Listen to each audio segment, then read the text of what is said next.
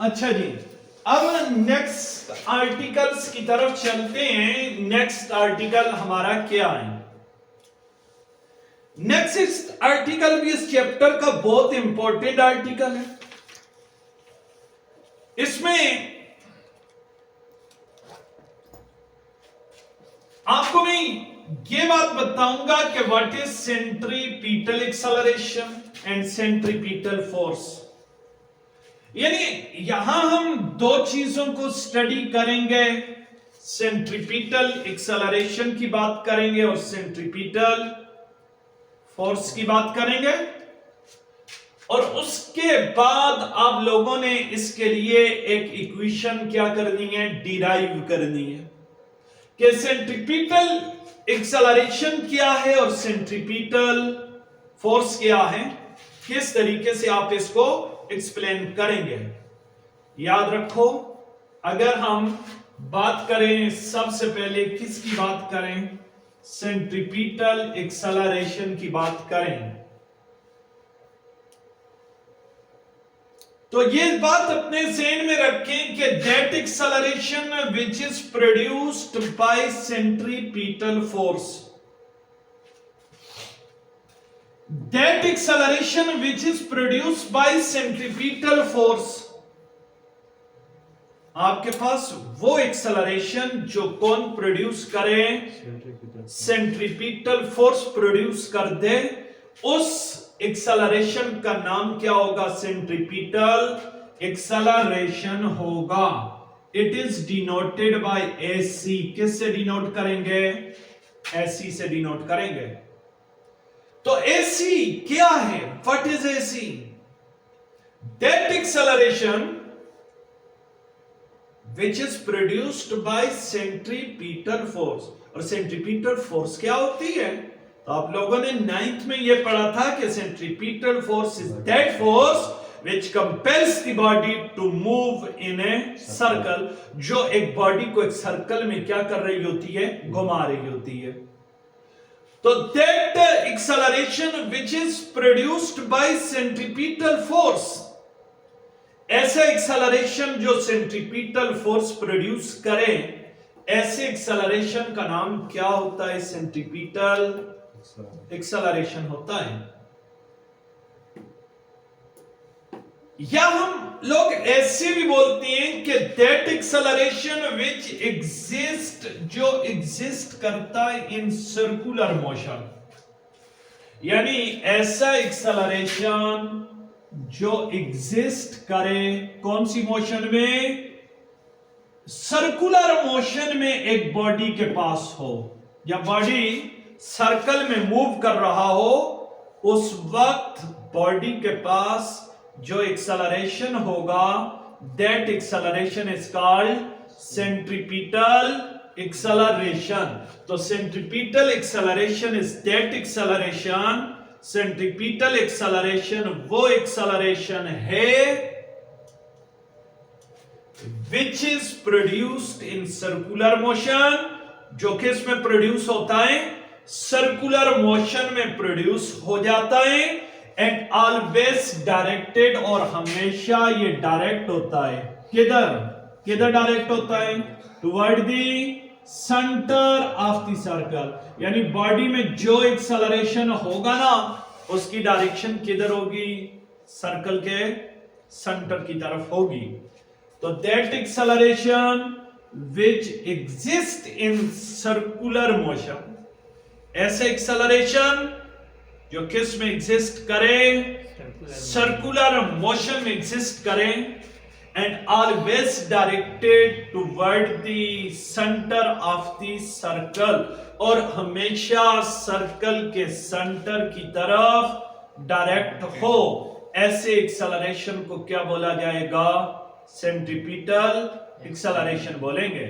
या centripetal acceleration is that acceleration which is produced by centripetal force, वो acceleration जो centripetal force produce करे, या that acceleration which exists in circular motion and always directed toward the center of the circle, और हमेशा circle के centre की तरफ direct हो, इस एक्सेलरेशन का नाम क्या होता है जी? सेंट्रीपिटल एक्सेलरेशन होता है।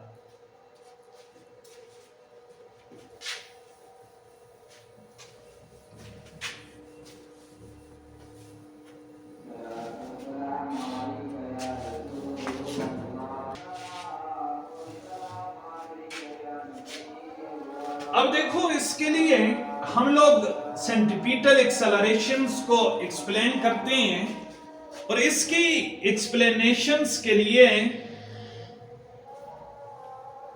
सपोज कर लें कि consider a body of mass m। Suppose कर लें एक बॉडी है जिसका मास क्या है? m है। Consider a body of mass m। Suppose कर लें कि एक बॉडी है जिसका मास क्या है? m है, which is moving along a circular path of radius r। जो एक सर्कुलर पाथ के ऊपर जिसका रेडियस r है उसमें क्या कर रहा है? मूव कर रहा है। यानी सपोज के कर लें एक बॉडी है या एक पार्टिकल है जिसका मास क्या है? m है, और ये पार्टिकल जो है ना ये मूव कर रहा है किस में? एक सर्कल में मूव कर रहा है। सर्कल में क्या कर रहा है? मूव कर रहा है। यानी ये एक पार्टिकल है और जो एक सर्कल में क्या कर रहा है? मूव कर रहा है। जिस सर्कल का रेडियस क्या है जी? इस सर्कल का रेडियस क्या है? इस सर्कल का रेडियस सपोज करो क्या है? r है। तो मैंने ये सपोज कर लिया कि कंसीडर ए पार्टिकल। सपोज करें एक पार्टिकल है विच इज मूविंग, जो मूव कर रहा है in a circle of radius r। इस सर्कल का ये रेडियस क्या है जी? ये इस सर्कल का रेडियस क्या है? r है। जिस सर्कल का रेडियस r है इस सर्कल में ये क्या कर रहा है? मूव कर रहा है। समझ आ रही है बात? अब आपको बताते चलूं कि हम लोगों ने ये सपोज कर लिया है कि कंसीडर ए पार्टिकल। सपोज कर लें एक पार्टिकल है ऑफ मास m। जिस पार्टिकल का मास m है which is moving in a circle of radius r। जो एक सर्कल जिसका रेडियस क्या है? r है, उसमें क्या कर रहा है जी? मूव कर रहा है। कैसे मूव कर रहा है ये पार्टिकल जी? With constant speed. किसके साथ? कांस्टेंट स्पीड के साथ। यानी यूं समझिए ये पार्टिकल इस पॉइंट पर है, इस पॉइंट पर भी इसकी स्पीड v है, इस पॉइंट पर है, इस पॉइंट पर भी इसकी स्पीड क्या है? v है। लेकिन देन एक्सेलरेशन इज प्रोड्यूस्ड। इसमें क्या होगा? एक्सेलरेशन प्रोड्यूस होगा। आप सोचेंगे कि पार्टिकल की स्पीड कांस्टेंट है तो पार्टिकल में एक्सेलरेशन कहां से आया? वजह यह है ना, आप देखें जब सर्कल में ये पार्टिकल घूमेगा तो इसकी वेलोसिटी की डायरेक्शन क्या हो जाएगी? चेंज हो जाएगी। और due to the change in direction of motion of the body है वो एक्सेलरेशन।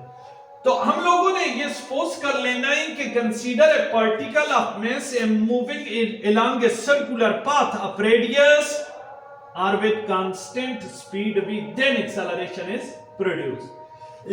because वजह क्या है? Magnitude of velocity is constant. Body की वेलोसिटी तो कांस्टेंट है, लेकिन बॉडी की वेलोसिटी तो कांस्टेंट है, इसमें कोई शक नहीं है, लेकिन बॉडी की डायरेक्शन ऑफ मोशन क्या हो रही है? यानी जब पार्टिकल इस पॉइंट पर होगा तो इसकी डायरेक्शन ऑफ मोशन की ये डायरेक्शन होगी, ऐसे ऑलवेज ये टेंजेंट होगी। जब इस पॉइंट पर होगा तो इसकी डायरेक्शन ऑफ मोशन ऐसे हो जाएगी, और जब यहां चला जाएगा तो इसकी डायरेक्शन ऑफ मोशन ये हो जाएगी। तो बॉडी की जो वेलोसिटी की मैग्नीट्यूड है वो तो कांस्टेंट है, लेकिन बॉडी की डायरेक्शन ऑफ मोशन क्या हो रही है जी? चेंज हो रही है। तो इस वजह से बॉडी में एक्सेलरेशन होगा। उस एक्सेलरेशन को अगर आप राइट करें तो कैसे राइट करेंगे? तो उस एक्सेलरेशन को अगर आप राइट करें तो आप यूं लिखेंगे a is equal to del v divided by क्या लिख देंगे, डेल टी लिख देंगे। तो बॉडी की का जो एक्सेलरेशन होगा उसको आप राइट कर सकते हो, a is equal to del v divided by a is equal to del v divided by del t हो जाएगा। समझ गए? अब इसकी थोड़ी सी ज्योमेट्रिकल एक्सप्लेनेशन करेंगे हम लोग, ठीक है ना? क्या करेंगे?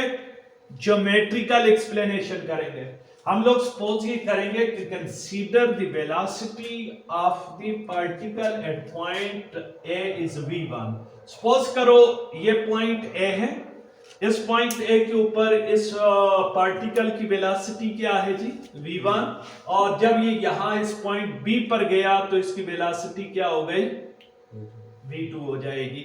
तो इस सूरत में हम लोगों ने ये कह दिया कि consider the velocity of the particle.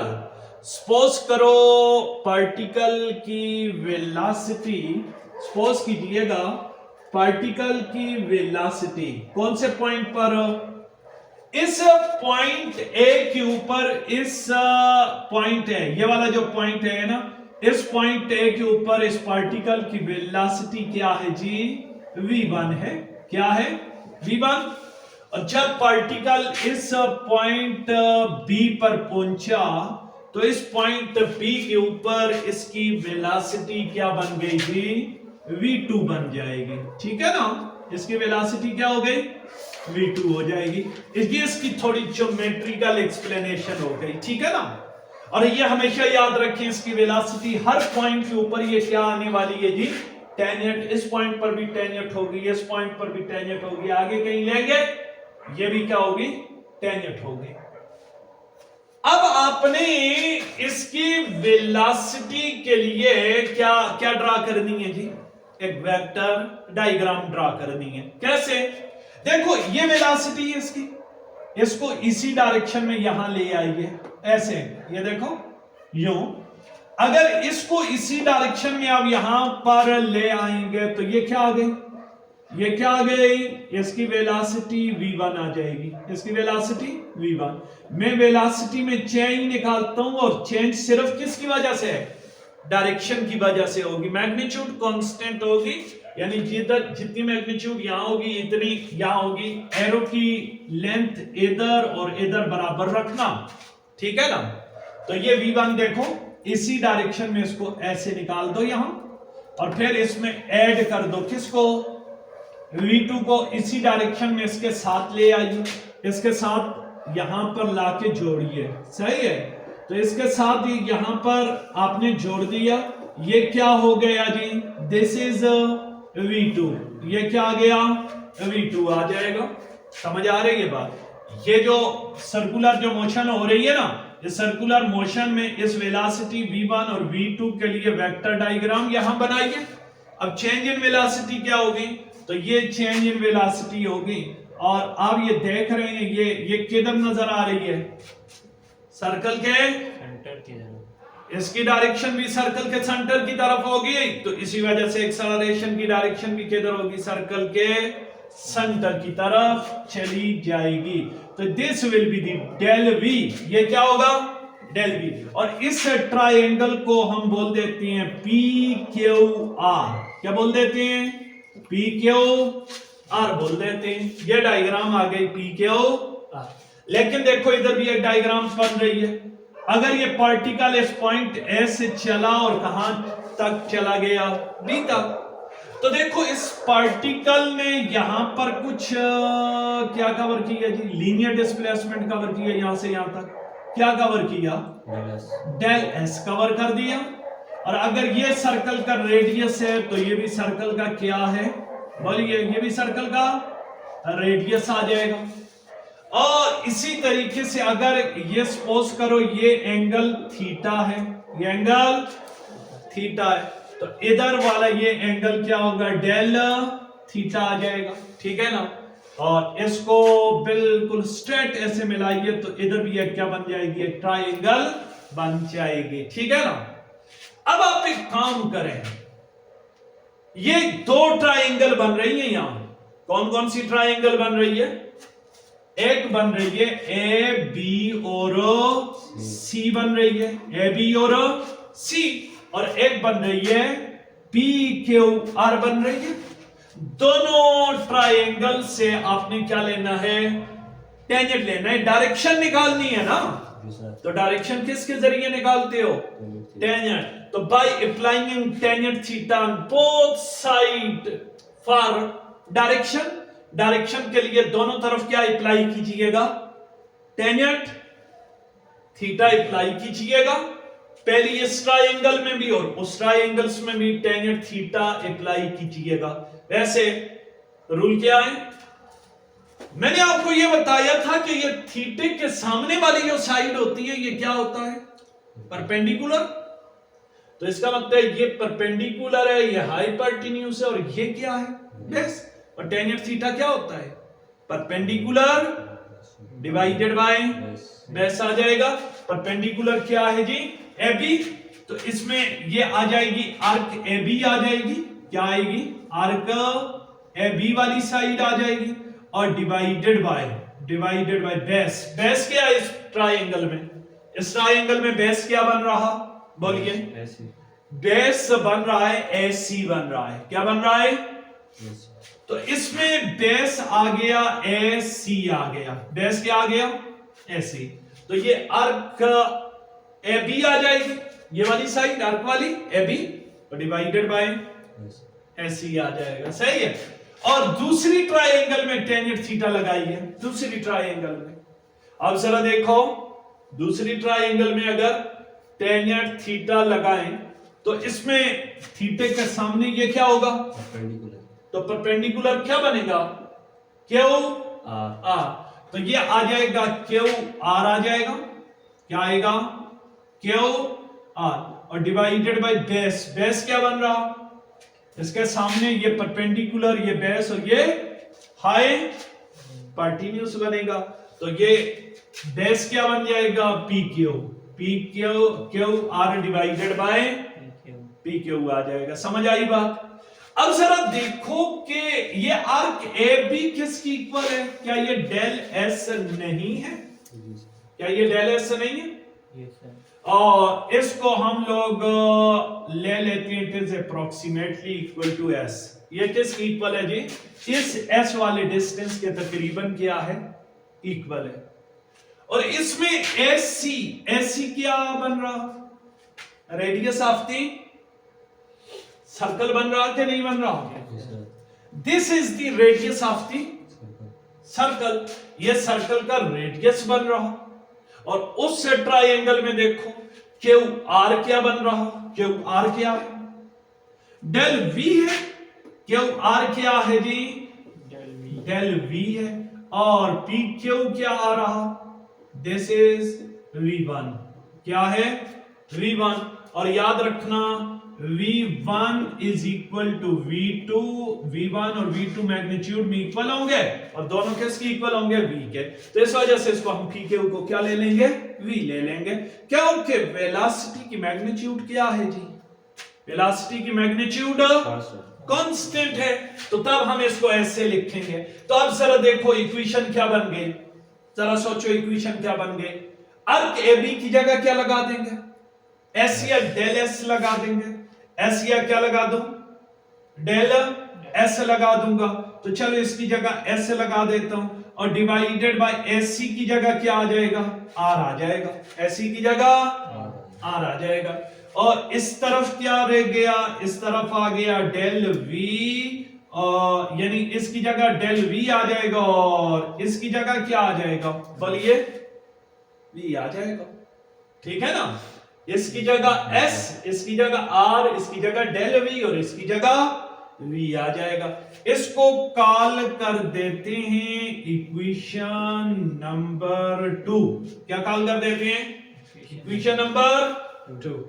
देखो अगर हम लोग ये बोलें कि ये थीटा बहुत स्मॉल है, या डेल थीटा बहुत स्मॉल है, तो डेल एस भी क्या होगा, स्मॉल होगा, ऐसा ही है ना। अगर ये स्मॉल है तो ये भी स्मॉल होगा। लेकिन अगर मैं इस s को फाइंड कर दूं, यानी इस s की वैल्यू निकालूं, इस s की, तो आप लोगों ने पढ़ा था एक equation s is equal to v t, s is equal to, आप लोगों ने पढ़ी है कि by the equation s is equal to v t, v हमारे पास v है और t की जगह हम डालेंगे डेल t डाल देंगे, इसको कॉल कर देते हैं इक्वेशन नंबर, क्या बोल दिया मैंने, 3।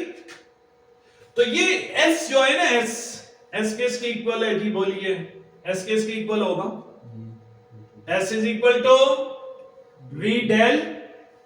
अब इस वैल्यू को उठाएं और उठा के कहां पुट करें, इक्वेशन 2 में। तो putting in equation 2, putting in equation 2, अगर इसको मैं इक्वेशन 2 में पुट करूं, s की जगह क्या लगा दूं, क्या लगाऊं, s की जगह v डेल टी, क्या बन गया, आ जाएगा v डेल टी, और डिवाइडेड बाय क्या है, r, डिवाइडेड बाय क्या है, r है, डिवाइडेड बाय क्या चीज है, r आ गया, डिवाइडेड बाय ये वाला r ऐसे आ गया, और इधर क्या है, डेल v बाय v, तो इसकी जगह आ जाएगा, उस तरफ आ जाएगा del v by del v by v आ जाएगा, सही है।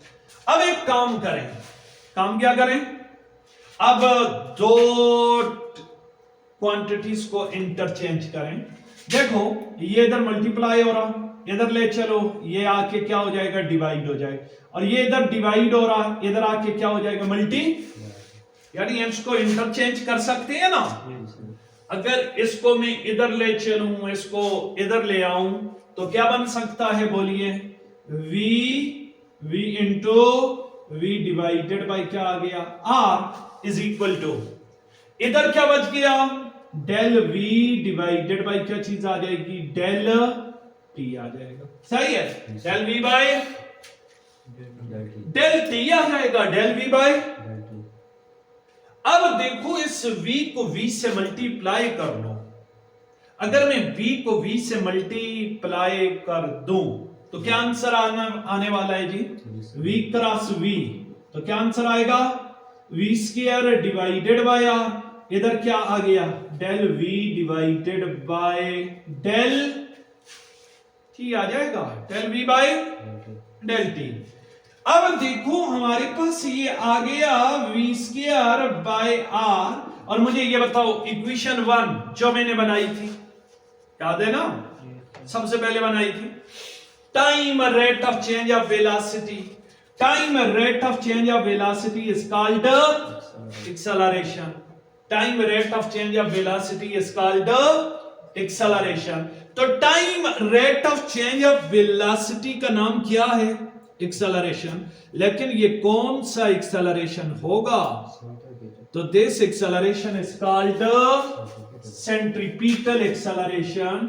इस एक्सेलरेशन का नाम क्या होगा, सेंट्रीपिटल एक्सेलरेशन होगा। तो this acceleration is called centripetal acceleration. इस एक्सेलरेशन का नाम क्या है जी, सेंट्रीपिटल एक्सेलरेशन है। तो ये हमारे पास कौन सा एक्सेलरेशन आ गया, सेंट्रीपिटल एक्सेलरेशन आ जाएगा। तो सेंट्रीपिटल एक्सेलरेशन क्या आ गया जी, बोलिए, v square by r, v square by r। और चलो इसको हम लोग इक्वेशन नंबर ए बोल देते हैं। तो आप ये देख रहे हैं कि बॉडी में सेंट्रीपिटल फोर्स की वजह से जो एक्सेलरेशन आया है वो क्या आ गया है, ac is equal to v square by r आ गया। और जब इसको इस एक्सेलरेशन की डायरेक्शन अगर आप देखो तो किधर है जी, किधर है इसकी डायरेक्शन, टुवर्ड दी, तो एक तो इसके साथ आएगा नेगेटिव साइन आएगा, क्या आएगा, और अगर इसको मैं वेक्टोरियल फॉर्म में लिख दूं, कौन सी फॉर्म में, अगर इसको मैं वेक्टर फॉर्म में लिख दूं, यूं लिखूंगा, ऐसी लिख के मैं इस पर एरो भी डाल दूं, क्या डालेंगे, और इधर क्या लगा देंगे, नेगेटिव साइन। क्या इसकी डायरेक्शन किधर है, सर्कल के सेंटर की तरफ तो v स्क्वायर बाय r और साथ क्या लगा देंगे r यूनिट वेक्टर। याद रखना इधर अगर एरो डालोगे ना इधर क्या लगा दोगे r यूनिट वेक्टर लगा दोगे, सही है। और इसके साथ क्या लगाना है नेगेटिव साइन, क्योंकि इसकी डायरेक्शन होती किधर है, centre of circle, always toward the centre of the circle होती है। लेकिन आपको बताता चलूं कि ये मेरे पास आ गई इक्वेशन नंबर 5 आ गई। क्या आ गई? इक्वेशन नंबर 5 आ गई। लेकिन आप लोगों ने एक चीज पढ़ी है, वी नो दैट, चूंकि हम लोग ये जानते हैं, बोलिए v किसकी इक्वल होता है जी? ये अगर इस v की मैं वैल्यू लगा दूं तो v किसकी इक्वल होता है? v is equal to r omega. This is the relation between linear velocity and angular velocity. ये लीनियर वेलोसिटी और एंगुलर वेलोसिटी के दरमियान क्या है? रिलेशन है। इस वैल्यू को पुट कर दो इन इक्वेशन नंबर किसमें?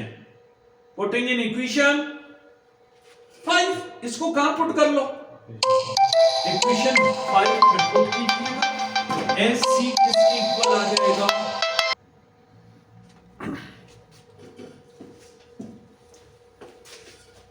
अब हमें यह पता है कि v किसकी इक्वल होता है जी? r omega. इन वैल्यूज को इसमें डालते जाओ। तो पुटिंग इन इक्वेशन 5 किस में डालिए? तो एस सी किसकी इक्वल आ गया जी? जरा सोचो, माइनस वी। वी की जगह क्या डाल दूं? आर।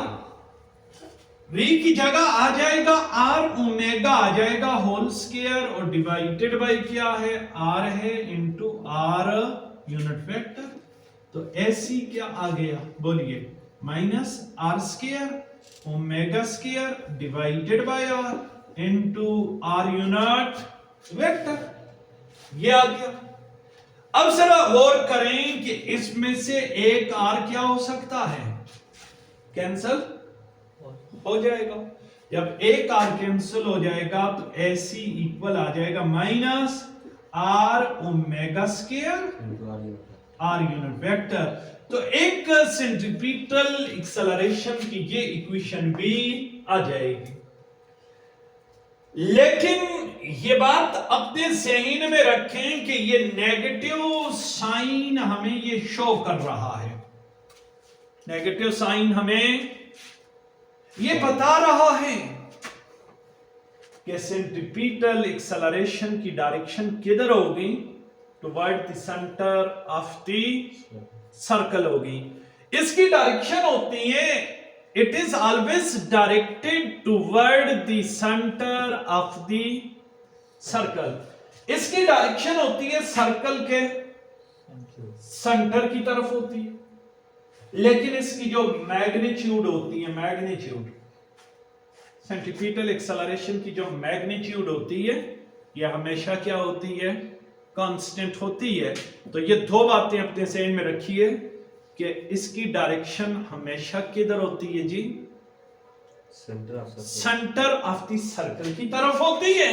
और इसकी जो मैग्नीट्यूड होती है, इट इज ऑलवेज कांस्टेंट। ये हमेशा क्या होती है? कांस्टेंट होती है। बस आज के आर्टिकल्स को हम यहां ही खत्म करेंगे। कल मैं आपको सेंट्रीपिटल फोर्स का कंसेप्ट बता दूंगा।